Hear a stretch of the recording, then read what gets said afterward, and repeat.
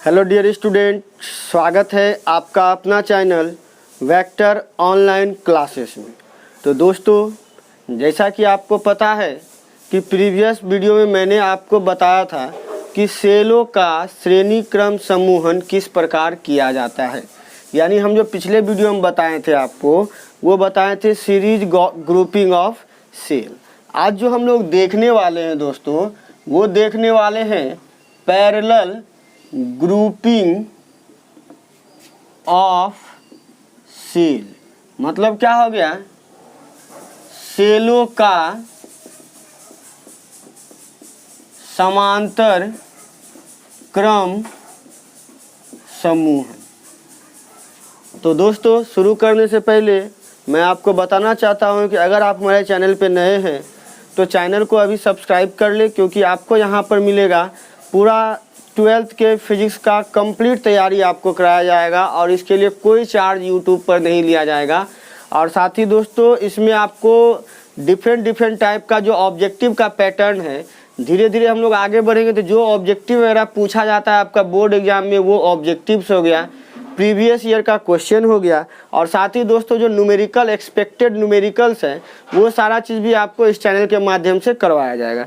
तो अधिक से अधिक आप हमारे चैनल को शेयर करें और अभी तक अगर आप सब्सक्राइब नहीं किए हैं तो सब्सक्राइब कर ले, ठीक है। तो चलिए दोस्तों, हम लोग शुरू करते हैं सेलों का समांतर क्रम समूहन, ठीक है।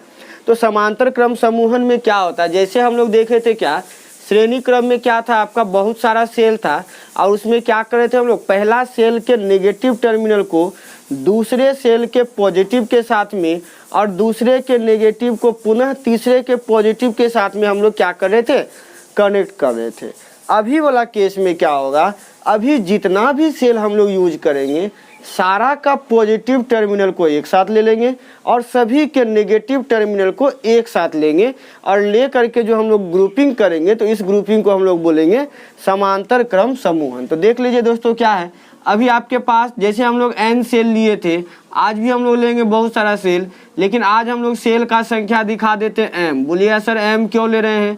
तो m इसलिए ले रहे हैं कि इसमें आपको मिक्स ग्रुपिंग भी पढ़ना है। हम लोग जो रजिस्टर में पढ़ते हैं या कैपेसिटर में पढ़ते हैं, तो उसमें हम लोग मिक्स ग्रुपिंग नहीं पढ़ते हैं, लेकिन इसमें आपको मिक्स ग्रुपिंग भी पढ़ना है। इसीलिए हम क्या कर रहे हैं, आपको n और m के टर्म में दिखाएंगे, ठीक है। तो ये हो गया आपका, देख लीजिए,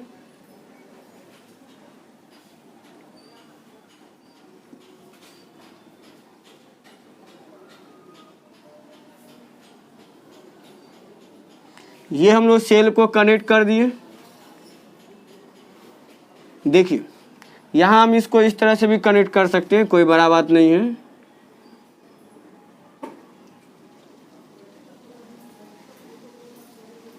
ठीक है, तो इस तरह से हम यहाँ बहुत सारा सेल लिए। कितना सेल लिया था हम लोग देख लेते हैं।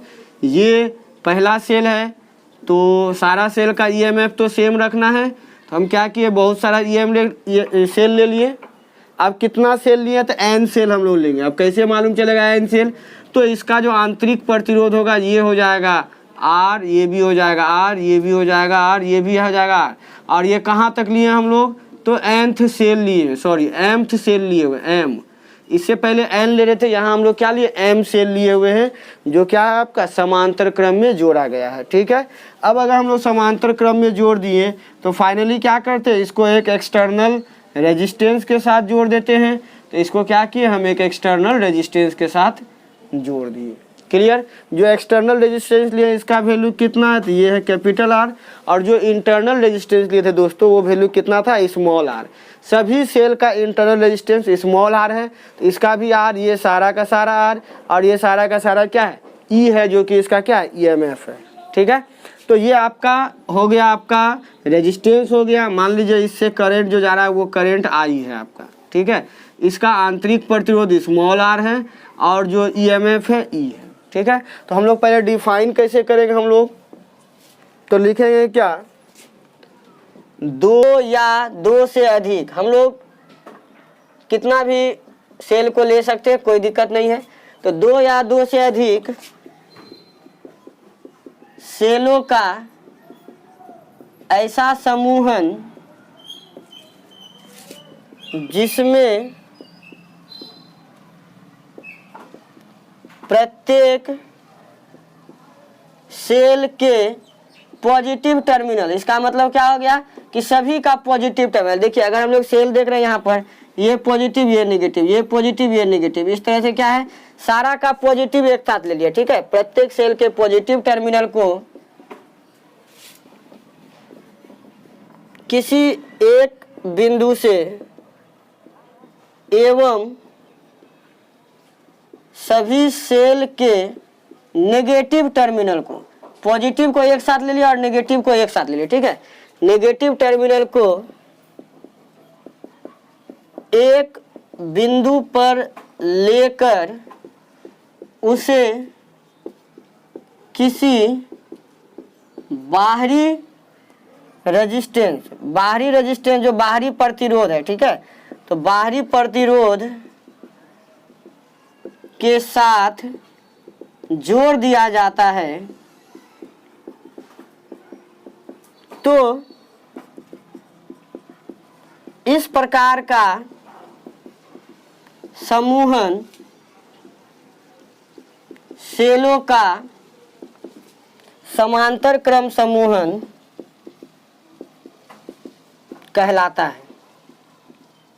तो अभी आपके पास जो भी था समांतर का डेफिनेशन हम लिख दिए क्या, तो सभी सेलों के एक जैसा जो पॉजिटिव है सभी पॉजिटिव को एक साथ, सभी नेगेटिव को एक साथ लेकर के अगर हम लोग कोई कॉम्बिनेशन करते हैं तो इस तरह का कॉम्बिनेशन आपका क्या हो गया, सेलों का समांतर क्रम कॉम्बिनेशन आपका हो जाता है। ठीक है, अब इसका डेरिवेशन करना है हमको, तो क्या करेंगे, तो जैसे कल किए थे हम लोग क्या किए थे, माना कि कितना सेल है, एम सेल है। ठीक है, माना कि एम सेल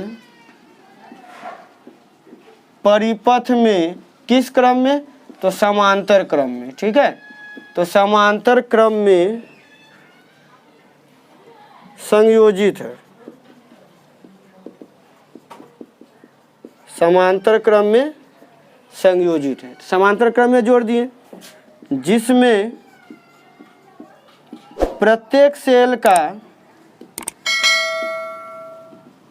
ईएमएफ की बात करें तो वो कितना है, कैपिटल ई है, कॉमा आंतरिक प्रतिरोध क्या है, स्मॉल आर, तथा बाहर से जोड़ा गया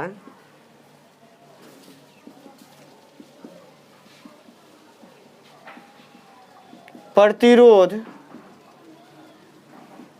का मान कैपिटल आर है। ये सारा चीज आपको दिया गया है। क्या दिया गया है, एम सेल है जिसमें क्या है कि प्रत्येक का ईएमएफ ई है, आंतरिक प्रतिरोध स्मॉल आर है, और बाहर से जो प्रतिरोध जोड़ा गया वो क्या है आपका कैपिटल आर जोड़ा गया है। आप वीडियो को स्पीड बढ़ा के भी देख सकते हैं, कोई दिक्कत नहीं है। जैसे आपको लगेगा कि वीडियो लंबा हो गया तो स्पीड को बढ़ा दीजिए, जल्दी देख लीजिएगा। तो देखिए आगे हम लोग बढ़ते हैं। ठीक है, अतः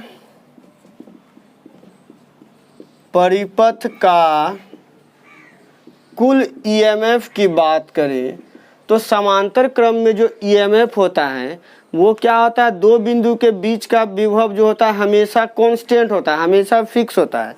तो यहाँ जो दो बिंदु है, ये दो बिंदु, ये दोनों के बिंदु के बीच का जो ईएमएफ है हमेशा सेम रहेगा, एक ही रहेगा, किसी एक सेल के बराबरी काम करेगा। तो सबका ईएमएफ ई है, तो किसी का भी बात करें तो ईएमएफ ई होगा, तो एक ईएमएफ ई जो है यही क्या होगा, पूरा समांतर क्रम का ईएमएफ कहलाएगा। ठीक है, अब कुल आंतरिक प्रतिरोध, अगर कुल आंतरिक प्रतिरोध को हम मान लेते हैं आर डैश, हम मान लिए कुल आंतरिक प्रतिरोध आर डैश, ये कहाँ से आया, माने, तो ऐसा स्थिति में आंतरिक प्रतिरोध आपके पास है क्या, आर आर आर करके कहाँ तक, एम तक गया है ना, एम सेल है ना, तो एम टाइम्स आपका आर दिया गया है। तो सबका सब क्या है, देखिए आर, अगर मान लीजिए आप सेल को हटा देते हैं तो ये देखिए सारा प्रतिरोध क्या है, समांतर में है ना, तो समांतर का जो प्रतिरोध होगा उसको हम लोग कैसे निकालते हैं, 1/R1 1/R2 करके निकालते हैं। तो यहाँ जो आर डैश है ये क्या माने हैं, टोटल प्रतिरोध है।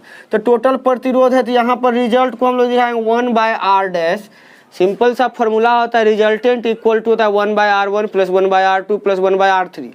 और हम मान लिए टोटल कितना r डैश है, तो 1/r dash equal to 1/r1 plus 1/r2 plus 1/r3, ये आपका फॉर्मूला होता है समांतर क्रम का।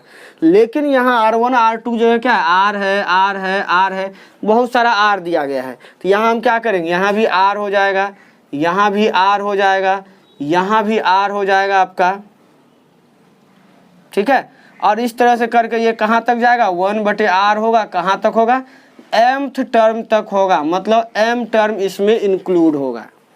अब अगर mth टर्म इसमें इंक्लूड हो गया, m टर्म इंक्लूड हो गया, तो यहाँ से r को आप कॉमन निकाल लिए, तो 1 + 1 ये कहाँ तक जाएगा, m तक जाएगा।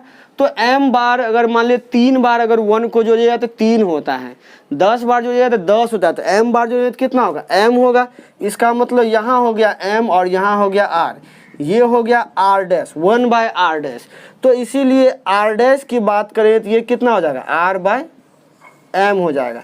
ये क्या निकल गया, ये निकल गया आपका कुल आंतरिक प्रतिरोध निकल गया, ये आपका कुल आंतरिक प्रतिरोध, ठीक है। अभी सिर्फ आंतरिक निकला है। अब लिखेंगे, अब परिपथ का कुल प्रतिरोध, परिपथ का कुल प्रतिरोध अगर बात करेंगे, ये क्या हो जाएगा, बाह्य प्लस आंतरिक प्रतिरोध। अब बाह्य की बात करें तो बाह्य में कितना है, कैपिटल R, और आंतरिक की बात करें तो ये क्या है, स्मॉल r है, ठीक है। सॉरी, आंतरिक की बात करें तो कितना है, r डैश है। तो फाइनली आपके पास कैपिटल R और प्लस r डैश का वैल्यू क्या है, स्मॉल r/m।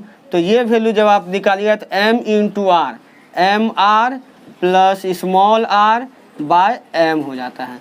तो अब आपके पास टोटल प्रतिरोध निकल गया कितना आपका, कुल प्रतिरोध निकल गया, कुल प्रतिरोध निकल गया आपका कितना, mr plus small r/m। Clear. अब चलते हैं ओम के नियम से। अब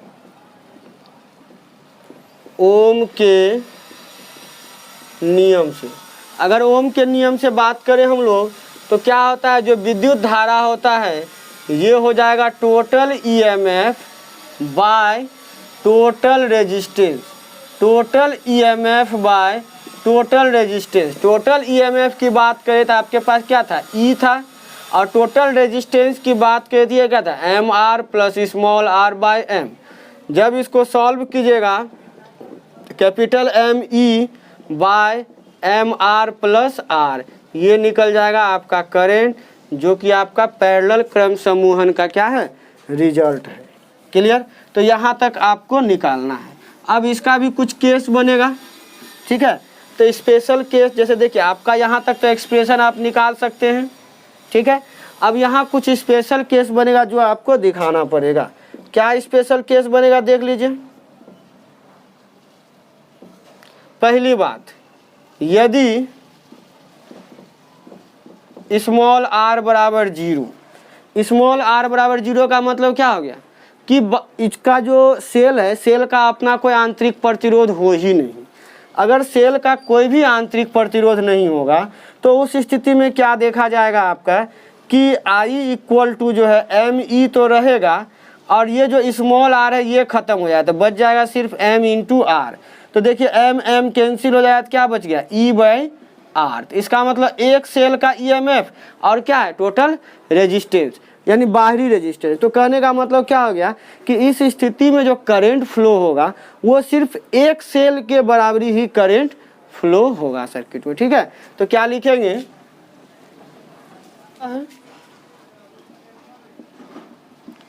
इस स्थिति में परिपथ से होकर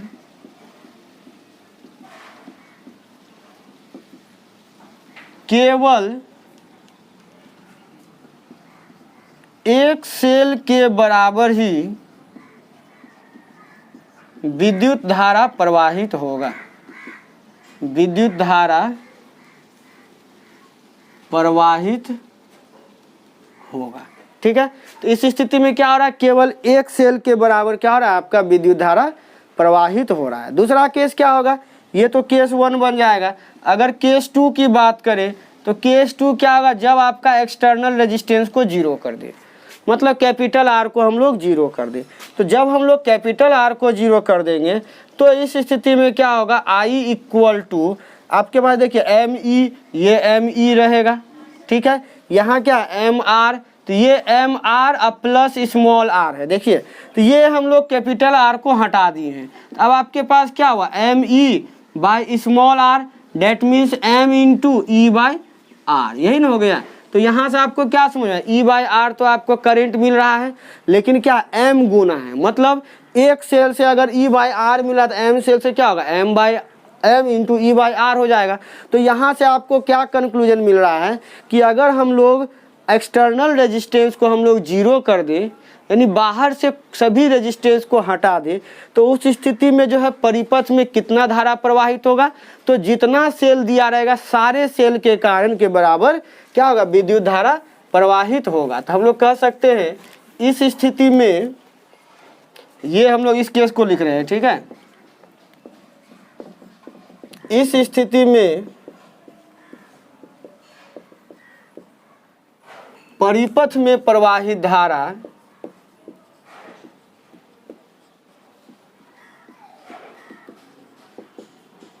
एम सेल, मतलब क्या आ गया, सभी सेल से प्रवाहित धारा के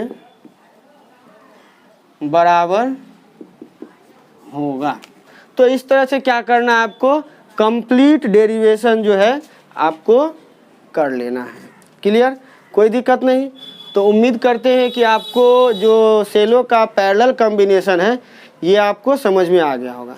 तो दोस्तों अगर वीडियो समझ में आ गया है आपको तो अभी हमारे चैनल को सब्सक्राइब कर लें, और जो वीडियो का लिंक है अपने दोस्तों को जो घर में बैठे हुए उनको भी शेयर कर दें, ताकि वो भी आगे आने वाले जो बिहार बोर्ड का एग्ज़ाम या सीबीएसई का एग्ज़ाम है 2021 में होने वाले हैं, उसका तैयारी अच्छी तरह से कर ले। क्योंकि इस चैनल के माध्यम से आपको सारा ऑब्जेक्टिव, सारा 2 मार्क्स क्वेश्चन, न्यूमेरिकल वगैरह सारा चीज़ आपको करवाया जाएगा। धीरे धीरे आपको सारा चीज़ प्रोवाइड करवाया जाएगा। तो इसी के साथ आज का वीडियो समाप्त करते हैं। मिलते हैं हम लोग अगले वीडियो में, और तब तक आराम से घर में बैठ के तैयारी कीजिए। तब तक के लिए bye bye and take care.